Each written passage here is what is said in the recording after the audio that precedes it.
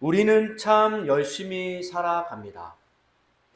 아침에 눈을 뜨면 늘 항상 하루의 일정을 또 체크하고 하루 종일 또 열심히 일을 하고 사람을 만나고 또 만남 가운데 여러 가지 일들이 진행되고, 그런데 때론 그 만남 가운데 관계 가운데 지쳐서 힘이 다 빠진 상태에서 집에 돌아와서는 또 하루의 일정을 보내면서 여러 가지 일들을 또 생각을 합니다. 마음에 쉼이 없죠. 이제 밥을 먹고 씻고 모든 상황이 끝난 상태에서 또 침대에 아니면 바닥에 누워서 자려고 합니다. 침대에 누웠지만 또 내 생각은, 내 염려와 내 수만 가지의 많은 두려움과 불안과 걱정은 여전히 내 생각 가운데 달려가고 있다는 거죠. 쉼이 없습니다. 경제의 걱정, 자녀의 걱정, 자녀에 대한 염려, 건강에 대한 두려움, 미래에 대한 불안이 머릿속에서 떠나지가 않죠. 겉으로는 웃고 있지만 속으로는 우리 마음은 무너져 있는 사람들을 참 많이 봅니다. 어느 조사에 보면 서칭 리서치 센터에서 조사를 했는데요. 현대인들이 가장 많이 하는 말 중에 한 말이 피곤하다라는 단어였다고 해요. 현대의 삶을 살아가면서 수많은 일들 가운데, 내 영역 가운데 많은 프로젝트와 많은 일들과 내 생각은 여전히 달려가고 있으니까 늘 항상 이 피곤함을 끊이지 못하는 우리의 모습을 바라보게 된다는 거예요. 내가 사실 침대에 누워서 잠을 자지만 또 제대로 자지 못하는 겁니다. 이 시대에 가장 많은 사람들이 이 잠을 제대로 못 자는 불면증에 시달리고 있다고 해요. 어떻게 보면 시대가 낳은 여러 병폐일 수 있고 문제일 수 있지만 이 시대에 살아가는 쉬지 못하는 많은 사람들이 가지고 있는 고질적인 문제.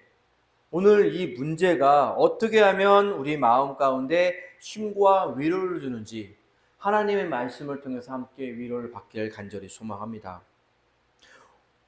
피곤하다, 피곤하다 이렇게 얘기하는 우리의 이 입술 가운데, 우리의 생각 가운데 오늘 예수님은 뭐라고 말씀하시냐면요, 수고하고 무거운 짐진 자들아 다 내게로 오라. 어디로 오라고요? 예수께로 오라 하세요.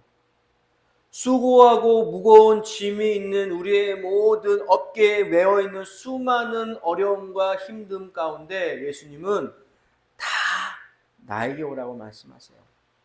그러면서 뭐라 말씀하시면요, 내가 너희를 쉬게 하리라. 어떻게 하신다고요? 쉬게 하신다고 합니다. 우리의 마음에 어려운 마음 가운데 하나님께 오는 자는 이 쉼을 얻게 하신다고 해요. 놀라운 것은요, 예수님께서 성공한 사람을 부르신 것이 아니라는 거예요. 세상에서 성취하고 세상에서 권세 있고 세상에서 유명한 사람을 불러오신 게 아니라 지친 사람 저와 여러분을 부르셨다는 사실입니다. 오늘 우리 말씀 가운데 2000년 전 갈릴리 사람들에게 했었던 그 예수님의 말씀이 아니라 오늘 이 시대를 살아가는 진정한 우리들에게, 이 자리에 앉아있는 여러분들에게 하나님이 하는 음성이 될 줄 믿습니다. 쉼을 주신다고 합니다. 본문 25절, 26절 함께 읽도록 하겠습니다. 우리 25절 먼저 읽게요. 그때 예수께서 대답하여 가라사대 천지의 주제이신 아버지여, 이것을 지혜롭게 슬기는 자들에게 숨기시고 어린 아이들에게 나타나심을 감사하나이다 라고 얘기했던 거예요. 신앙은요, 진정한 하나님을 믿는 신앙은요, 강함이 아닙니다. 신앙은 연약한 내 모습 자체에서 하나님은 우리를 불러주신다는 거예요. 내가 성공해서, 내가 세상에서 잘 나가서 유명인 사였기 때문에 예수님이 나를 부르는 게 아니라 지친 내 영혼 가운데 하나님이 쉬게 하시기 위해서 불렀다는 겁니다. 즉 오늘의 말씀처럼 어린 아이와 같은 모습으로 나타나신다 말씀하신다는 거예요. 내가 신앙이 있는 척, 또 내가 잘 나가는 척, 내가 멋진 척, 내 모습 모든 것을 알고 있는 하나님께서는요, 우리의 모든 마음을 알고 계시기 때문에 이 연약한 그 자체의 어린아이의 모습으로 나타나라고 말씀을 해 주신다는 사실이죠. 결국 즉 신앙은 강한 척 하는 것이 아니라는 겁니다. 내 있는 그들의 모습을. 어린아이들은요, 아프면 아프다 그래요. 밤에 준환이가 계속 아프다고 울었어요. 끙끙 앓면서. 그래서 어디가 아프냐, 바닥에 떨어져가지고 침대에 자다가 떨어져서 아파서 그러는지, 그러다가 또 입술이 잇몸이 또 아프다고 막 울더라고요. 그래서 일어나가지고 또 엄마가 또 애기 약 먹이고, 또 은환이는 밤에 또 토를 했어요. 밤새 토를 하고, 아침 일어나니까 또 시안이는 눈에 또 결막염이 들어왔어요. 이게 제가 어떤 말씀을 드리고 싶은 거냐면, 애들이 아픈 것은 당연하고 애들이 아프면 운다는 거예요. 또 힘들면 내 있는 그들의 모습을 표현한다는 겁니다. 근데요, 어떻게 보면 우리 마음 가운데 신앙에 있는 그들의 모습으로 하나님께 다가가지 않는 우리의 모습을 돌아봤으면 좋겠습니다. 신앙은 강한 척하는 모습이 아니라 어린 아이처럼, 어린 아이에게 나타난다는 그 말씀처럼 내가 아프면 아프다, 힘들면 힘들다, 울고 싶으면 울고 싶다 라고 말씀을 해야 된다는 거예요. 하나님, 저 힘듭니다. 하나님, 저 지쳤어요. 하나님, 나 혼자서는 힘들 것 같습니다. 이 고백이 하나님이 우리를 찾는 진정한 믿음이 될 줄 믿습니다. 내 있는 그들의 모습으로, 어린아이의 모습으로 하나님께 다가갈 수 있을 때 우리는 하나님 앞에서 완벽할 필요가 없다는 겁니다. 있는 그들의 모습으로 나아가면 된다는 거예요. 하나님은 우리의 눈물을 부끄러워하지 않으십니다. 그리고 오히려 우리의 눈물을 기억하시고 품 안으로 안아주시기를 원하신다는 사실 믿으십니까? 아멘이십니까? 오늘 이 시간 말씀 듣는 여러분들에게 어린아이 같은 그 모습으로 하나님께 나아가길 간절히 기도합니다. 오늘 본문 28절에 이렇게 얘기합니다. 수고하고 무거운 짐진 자들아 다 내게로 오라, 내가 너희를 쉬게 하리라 라고 말씀하셨다는 거죠. 수고한다는 것은요, 지칠 때까지 애쓰는 삶이라는 겁니다. 무거운 짐을 스스로 해결할 수 없는 인생의 문제라는 거죠. 놀라운 것은요, 예수님은 우리에게 조금만 더 버텨라 라고 말씀하지 않으신다는 거죠. 더 열심히 살아라, 더 강해져라, 더 말씀대로 살아라 가 아니라 하나님은 그렇게 말씀하지 않았습니다. 하나님이, 예수님이 말씀하는 단 한마디, 내게 오라 라고 말씀하셨다는 거죠. 내게 오라. 쉼은 장소가 아닙니다. 위로는 내가 필요할 곳으로 아름다운 말이 아닙니다. 쉼과 위로는 바로 예수님이 될 줄 믿습니다. 믿으십니까? 내가 휴가를 가서 마음의 쉼을 얻는 것이 아니라, 좋은 집에 살아도, 내가 좋은 돈이 많아도 쉼이 일어나는 것이 아니라, 우리에게 있어서 진정한 쉼과 위로는 바로 예수님 안에 있을 때, 예수님 품 안에 있을 때 진정한 쉼을 얻을 수 있게 하신다는 사실이죠. 병원의 한 중환자실에서요, 심박동을 울리는 기계 소리가 조용히 울리고 있습니다. 침대에는요, 한 상상을 해보세요. 침대에는 90세 되시는 한 아버지가 누워 계세요. 이분은요, 한평생 가족을 위해 살아온 분이셨습니다. 젊은 시절에는 어떻게 해서라도 저 자식을 먹여 살리기 위해서 아침에 일찍 출근하고 밤 늦게 버스 타고 돌아오고, 아이들이 잠들었을 때는 얼굴만 보고 또다시 출근하고, 잠든 얼굴만 잠깐 보고, 가족에게 좋은 옷 한 벌 사주려고 자신의 옷은 몇 년째 입지 못하고 사지도 못하고, 또 아내에게는 맛있는 음식을 먹였지만 자신은 늘 남은 반찬만으로 끼니를 때웠던 한 어르신이 누워 계세요. 자녀 등록금을 마련하기 위해서 쉬는 날도 없이 일했고 몸살이 나도 병원에 가지 않았고 조금만 힘내자. 조금만 참자. 내가 조금만 더 고생하면 아이들이 편하겠지. 그렇게 한평생을 달려왔습니다. 하지만 결국 몸은 버티지 못하고 병원에 누워 계셨다는 거죠. 의사가 이렇게 얘기합니다. 가족을 불러 조용히 말합니다. 이제 마음의 준비를 하셔야 될 때가 된 것 같습니다. 라고 의사가 얘기를 하죠. 자녀들이 아버지의 손을 꼭 잡고 울기 시작합니다. 아버지 죄송합니다. 아버지 감사합니다. 그때 아버지가 한마디 힘겹게 하십니다. 아주 작은 목소리로 나 이제 조금만 쉬고 싶다 라고 말씀을 하세요. 이 말을 듣는 자녀들이 참았던 울음은 터뜨립니다. 왜냐하면 그들은 알았기 때문이죠. 아버지가 한평생 자신들을 위해서 단 하루도 쉬지 못했던, 단 하루도 자신의 몸을 쉰 적이 없었던 그 아버지의 그 모습을 너무 잘 알고 있었다는 사실이죠. 사랑하는 여러분, 혹시 우리도, 여러분도 그렇게 살아오지 않았겠습니까? 남편을 위해서, 아내를 위해서, 부모를 위해서, 자녀를 위해서, 또 내가 아는 일터에서의 그런 몸 책임감으로, 교회에서는 일꾼으로, 누군가에게 기대를 고 싶지만 기대지 못했던 그 모습들. 괜찮은 척을 했지만 사실은 괜찮지 않았고, 웃고 있었지만 사실은 울고 있었다는 사실.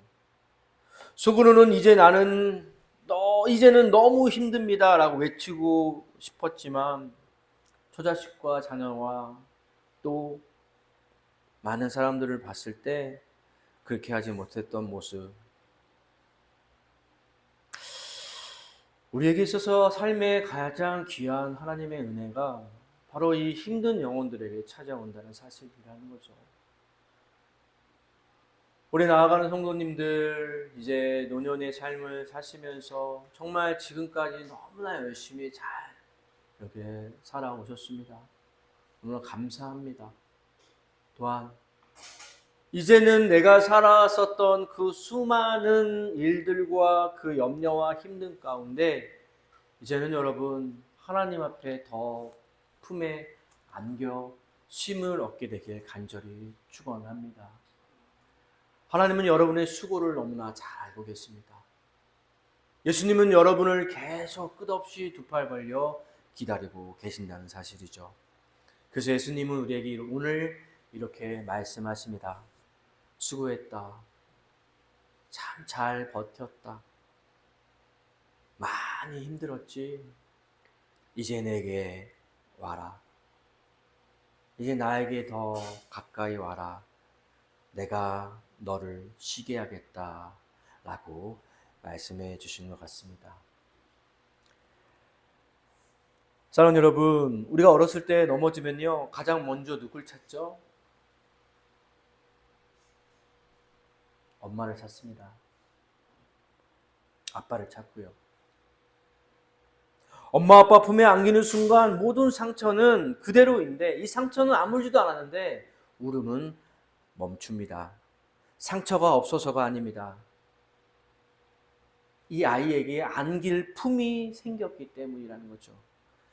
세상 살면서 수많은 상처 가운데 내가 받았던 시련 가운데 내가 받았던 여러 가지 많은 문제들 가운데 해결되지 않는 여러 가지 고통 가운데 그 상처는 그대로 있지만 그 상처로 그대로 있는 가운데 내가 품에 안길 하나님이 계시기 때문에 우리는 그 하나님으로 하여금 내 모습으로 하여금 아버지인 하나님께 달려가 품에 안긴다면 우리가 상처가 그대일지라도 내 마음의 평안한 가운데 임하게 된다는 사실이라는 거죠. 하나님이 우리를 그렇게 품에 안겨 우리에게 힘과 용기를 다시금 불어일으켜 주시고 참된 힘과 위로를 여러분들에게 주신다는 사실입니다. 그리고 하나님은 이렇게 말씀하십니다. 괜찮다. 이제는 내가 너를 안아주겠다 라고 말씀하세요. 아이들의 그 아픔은 상처로 하여금 겉에 봤던 상처가 아물기도 전에 엄마의 품에 안겼을 때 다 낫게 되는 사실, 이 사실을 우리 마음 가운데 깨닫고 이제는 나도 하나님 품에 안겨 내가 받았던 상처를 위로하며 힘을 얻게 해달라고 그렇게 나아가게 되기를 간절히 축원합니다. 오늘 본문 29절 30절 함께 같이 읽도록 하겠습니다. 함께 읽겠습니다. 나는 마음에 온유하고 겸손하니 나의 멍에를 메고 내게 배우라. 그리하면 너의 마음이 쉼을 얻으리니 이는 내 멍에는 쉽고 내 집은 가벼움이라 하시니라. 아멘. 하나님 말씀하십니다. 나는 마음이 온유하고 겸손하니 나의 멍에를 메고 내게 배우라 라고 말씀을 하세요. 많은 사람들이 그 멍에를 구속이라고 생각하세요. 내가 그걸 짊어져야 한다고 생각하세요. 그러나 예수님은 멍에는 함께 매는 멍에, 예수님의 멍에는 함께 매는 멍에입니다. 옛날 농부들은 어린 소에게 일을 가르칠 때 힘센 소와 함께 멍에를 메었어요. 그렇게 연결을 했죠. 실제로 무거운 짐은 힘센 소가 대부분 감당했습니다. 그 어린 소는 옆에서 따라가기만 하면 되었던 거죠. 우리의 인생도 그렇습니다. 예수님은 혼자 매라 하지 않으셨다는 거죠. 너 혼자 매고 네 인생 네가 알아서 열심히 살아봐가 아니라 예수님은 내가 함께 매겠다. 믿으십니까? 여러분의 고통과 여러분의 힘듦과 여러분의 많은 수많은 힘듦을 예수님이 감당하며 그 멍에를 함께 매겠다고 말씀을 하신다는 거죠. 내 짐은 내가 나누어 지겠다. 내가 있는 무거움을 예수님이 함께 짊어 주신다고 하세요. 너는 내 곁에 있기만 하라 라고 말씀하신다는 겁니다. 이것이 무엇인지 아십니까? 이것이 바로 즉 복음이 될 줄 믿습니다. 믿으십니까? 이 복음 안에 여러분의 모든 멍에를 다 주님께 메어 드리게 되길 간절히 축원합니다. 오늘 우리에게 필요한 것은 더 강한 의지가 아닙니다. 더 큰 믿음이 아닙니다. 예수님께 더 가까이 가는 것, 바로 그것입니다. 예수님께 더 가까이 가고 예수님께 더 품에 안겨 내가 열심으로 내 삶 가운데 내가 사는 것이 아니라 예수님의 그 위로함으로 힘을 주시는 그 따스함으로 그 진정한 하나님의 참된 용기와 그 따스함을 우리에게 주시려고 하신다는 사실이죠. 예수님께 더 가까이 가시길 간절히 축원합니다. 혹시 오늘 이 자리에 버티기 힘든 마음으로 오신 분이 계십니까? 더 이상 기도할 힘이 없는 분이 계십니까? 예수님은 그런 사람을 가장 먼저 찾으십니다. 그리고 말씀하십니다. 내게 오라. 내가 너를 쉬게 하리라. 사랑하는 우리 고린초치 나아가는 성도님 여러분, 우리의 삶의 가장 중요한 우선순위는 내가 잘나서도 아니라 내가 어떻게 해서 꾸역꾸역 살라는 것이 아니라 하나님 품 안에 내 모든 것을 내어드릴 때 하나님의 우리 멍에를 메어주시고 멍에를 짊어주시고 하나님의 우리의 삶의 모든 상황 순간순간마다 하나님이 일하여 그 짐을 덜어주신다고 오늘 본문을 통해 말씀하셨습니다. 진정한 힘은요 예수님이 될 줄 믿습니다. 예수님이 이 땅에 오심으로써 우리가 죽을 수밖에 없는 존재인데 예수님의 그 십자가 보혈로 우리가 다시 살게 하셨다는 그 사실, 이 진실된 복음만이 우리 마음 가운데 풍겨질 때 예수님의 모든 그 사랑과 그 위로와 참된 격려가 우리의 삶 가운데 이루어지고 우리 나아가는 고인총치 가운데 임하여져서 주님의 기이한 말씀으로 회복되며 그 회복된 말씀으로 다시금 일어나게 될 줄 믿습니다. 제가요 그저께 버스를 타고 집에 가는데 한 사람이 저를 알아보는 거예요. 그래서 제가 좀 깜짝 놀랐죠. 그래서 이제 혹시 구영민 목사님 아니십니까? 그러는 거예요. 그래서 맞다고. 그럼 샬롬 제정아 구영민 목사님 맞으세요? 맞다고. 맞다고. 목사님, 제가 목사님 책 때문에 너무 은혜를 너무 받았다고. 근데 그분이 그 신대원생이었어요. 그 햇볼 트리니티 신대원생이었는데, 제가 목사님 책 때문에 너무 힘과 용기를 얻어서 저도 논문을 쓸 때 이 재정 영성에 대해서 한번 쓰고 싶다고 또 이렇게 얘기를 하더라고요. 너무나 감사합니다. 제 책 부족한데 이렇게 알아봐 주시고 감사하다고. 그러면서 그 이제 신대원 전도사님이 목사님이셨어요. 목사님이 자신이 이 책을 통해서 흘려보내는 거에 대한 많은 또 어려움이 있었다고 얘기를 하더라고요. 어떻게 하면 흘려보내는지, 재정을 어떻게 흘려보내는지, 또 내 삶을 어떻게 하나님께 흘려보내는지 이렇게 또 얘기를 하더라고요. 그래서 문제는 재정에 관련된 책이니까 그건 작은 금액부터 예를 들어 내가 단돈 1,000원이라도 성경금으로 드리는 이것이 가장 중요하고 그렇게 한 발 한 발 나가야 된다고. 그래서 뭐가 우선순위라고 또 물어봐요. 그러니까 이 대화를 차에서 했던 거예요. 그럼 목사님 어떻게 해야 되는 거냐고 막 물어보는 거예요. 그래서 헌금을 할 때는요, 가장 중요한 건 11조는 당연한 거고, 그 다음에 성교 헌금을 무조건 내야 된다고. 얼마를 내야 돼요? 단돈 1,000원이라도 성교 헌금을 드려야 되는 게 가장 중요하다고. 이렇게 얘기를 하니까 알겠다고 막 그렇게 얘기를 나눴어요. 이렇게 얘기 나누면서 이 목사님이 이제 흘려보내는 거에 대해서 자기도 실천을 하고 싶다고 그러는 거예요. 그래서 자기가 지금 아르바이트 하는데 선교단체가 있는데 이스라엘에 있는 그 올리브유를 만드는 곳이라고 해요. 그럼 제가 이걸 드리고 싶다고. 그래서 얼른 어떻게 또 하다 보니까 버스를 또 내렸어요. 내려가지고 자신이 또 엄마가 목사님이시더라고요. 그 섬기는 교회. 잠깐 또 그 목사님이라고 또 나눔을 갖고 그랬어요. 근데 하나님에게 주시는 가장 귀한 그 말씀은 또 그 목사님을 통해서 이렇게 좀 듣게끔 하시고, 그 듣게끔 하심으로써 하여금 나에게 있었던 많은 멍해졌던 이 재정에 대한 부분을 제가 책을 통해서 이렇게 선교를 한다는 마음으로 책을 집필해서 이렇게 흘려보내니까 진짜 많은 영혼이 돈으로 하여금 힘든 영혼들에게 이 살아남을 경험할 수 있게끔 하셨다는 거예요. 어떻게 보면요, 하나님이 우리에게 있어서 나에게 있어서 가장 중요한 그 사람을 만나게 하는 순간도 우리에게 있어서 무엇이 더 가장 강력한 하나님의 은혜 가운데 임하게 하시는지 이것을 내 매 순간순간마다 하나님의 일하심으로 경험할 수 있겠다는 것을 제가 이번에 이 목사님을 만나면서 또 경험을 했고, 사실 그동안 제가 되게 많은 마음 가운데 이 말씀을 좀 전했었는데 이 재정에 대한 내용의 책을 통해서 이분이 나한테 그렇게 얘기하는 걸 보니까 제가 기쁨이 있더라고요. 이게 하나님의 기쁨이구나. 제가 쓴 책을 통해서 어떤 누군가가 살아나고 그 살아나는 걸 통해서 또 많은 힘과 용기를 얻었다는 얘기를 듣고 제가 참된 기쁨을 얻게 됐다는 거죠. 예수님의 그 기쁨까지는 아니겠지만 예수님도 이런 마음으로 하여금 계속 우리에게 오라고 말씀하는 것이 아닐까. 얼마나 기쁠까요?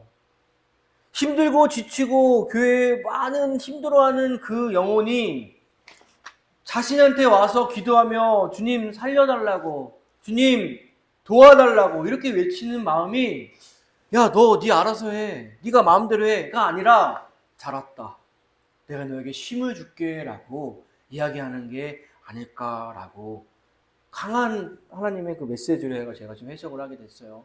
우연히 만났던 이 목사님도 돈으로 힘들었던 상태 가운데 이 책을 통해서 큰 힘과 용기를 얻어서 다시금 이 목회자의 삶을 감당할 수 있게끔 고백하는 이 모습 가운데 제가 너무 기쁨을 얻었었어요.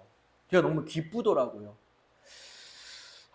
오늘 말씀을 준비하면서 예수님이 이렇게 수고하고 무거운 짐진 자들아 다 내게로 오라, 내가 너를 쉬게 하리라 라고 말씀하신 게 우리가 한 귀로 들려 한 귀로 흘릴 내용이 아니라 정말 엄청난 하나님이 우리에게 주시는 귀한 사랑의 말씀이라는 사실이라는 거죠. 믿으십니까? 오늘 이 말씀을 듣는 여러분들에게 참된 심 앞에 예수님께 나아가십시오. 예수님께 나아갈 때 내게 오라고 했으니 주님께 나아가십시오. 그런다면 하나님이 저와 여러분을 통해서 엄청난 하나님의 큰 은혜를 경험하게 될게 믿습니다. 말씀을 마치려고 세상은 말합니다.